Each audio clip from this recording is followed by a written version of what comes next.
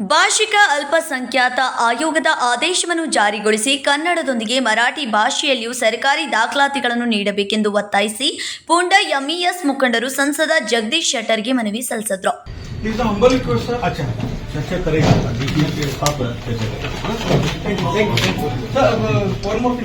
ಬೆಳಗಾವಿಯಲ್ಲಿ ಬಹುಭಾಷಿಕ ಸಂಖ್ಯೆಯಲ್ಲಿ ಮರಾಠಿ ಭಾಷಿಕರಿದ್ದಾರೆ. ಕನ್ನಡದ ಜೊತೆಗೆ ಮರಾಠಿ ಭಾಷೆಯಲ್ಲಿಯೂ ಸರ್ಕಾರದ ಕಾಗದ ಪತ್ರ ಕೊಡುವಂತೆ ಆಗ್ರಹಿಸಿದರು. ಕನ್ನಡ ಅನುಷ್ಠಾನ ಸಮಿತಿಯ ಸಭೆಯ ಬಳಿಕ ಸ್ಥಳೀಯ ಸಂಸ್ಥೆಗಳು ಅಲ್ಪಸಂಖ್ಯಾತರ ಆಯೋಗದ ಆದೇಶವನ್ನು ಮರೆತು ಕಾನೂನು ಬಾಹಿರವಾಗಿ ಕನ್ನಡ ಕಡ್ಡಾಯವನ್ನು ಜಾರಿಗೊಳಿಸಿದೆ.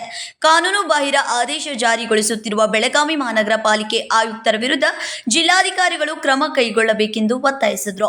कन्नड प्राधिकरणाच्या बैठकीमध्ये बेळगावमध्ये 100% कन्नड सक्ती करण्याचा जो निर्णय घेतला होता तो तात्काळ थांबवावा आणि मराठीला सन्मानाने सर्व ठिकाणी स्थान द्यावं यासाठी आज खासदारांना बेळगावच्या खासदारांना निवेदन देण्यासाठी आलो होतो.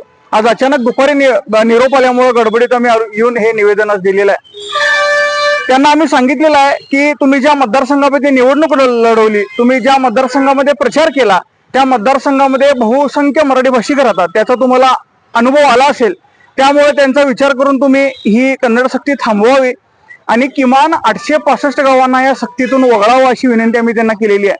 संकल्प शिंदे, केएमएम कन्नडा न्यूज, बेळगावी.